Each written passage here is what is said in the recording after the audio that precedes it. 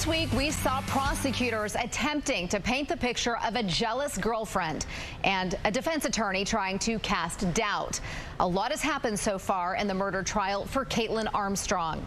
She is accused of killing her perceived romantic rival, pro cyclist Anna Mariah Wilson.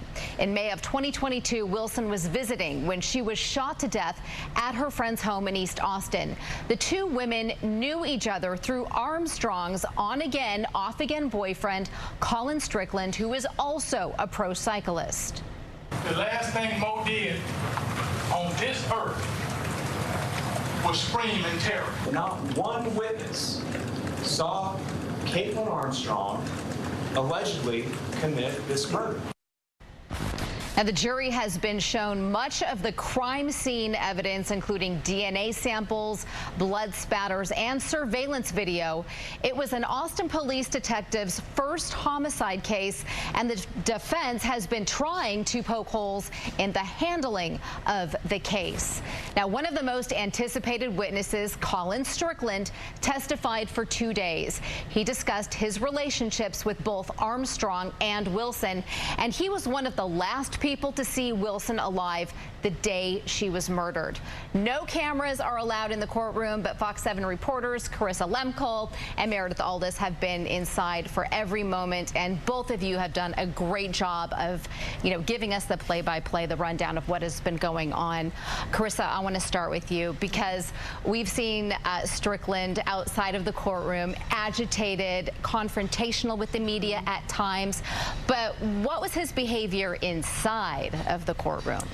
Inside the courtroom, he also seemed very agitated, very exhausted, upset. A lot of times he was speaking very softly. They told him to speak up multiple times. One of the days he had his hand kind of over the right or the left side of his face rather, and was kind of resting on it. It almost looked like his eyes were closed. So I don't know if it was just he was physically exhausted, trying to show a little rebellion at having to be there. I will point out that, like you mentioned, he testified for 2 days, hours of testimony, and a lot of that was people asking him about very personal things, going through his texts with Wilson and Armstrong, asking him about interactions with women. So I'm sure that contributed as well to the behavior we saw. I don't recall seemed to be a recurring phrase that he did say. He did use that a lot. I'm not sure a lot of the time if he truly didn't recall or if that was just kind of a way to get out of answering the question. It was hard to say, but we heard that phrase a lot. All right. Meredith, there was a manhunt for Armstrong.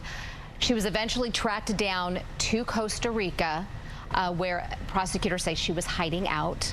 What evidence was found there that they say is going to help in this case? Yeah, when they found her, arrested her, they say she had a bandage over her nose, she had swollen lips, she had changed the color of her hair to a darker hair color, and then in her belongings was her sister's passport that was stamped on May 18th, her passport with no stamp, and then a receipt for cosmetic surgery underneath a different name, Allison Page. So the prosecution is claiming she went to Costa Rica to hide out, and then she tried to change her appearance once she was there. Yeah, she did look remarkably different once she was captured.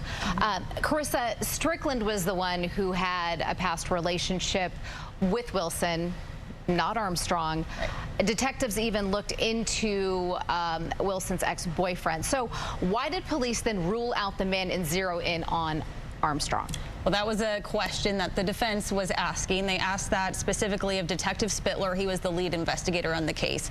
He seemed to jump quickly to Armstrong, and they brought up two other men that were close to Wilson. Alan Lim, I believe is how you say his name, a close friend, and then her ex-boyfriend, Gunnar Shaw. They asked, well, why didn't you pursue these more as persons of interest or suspects?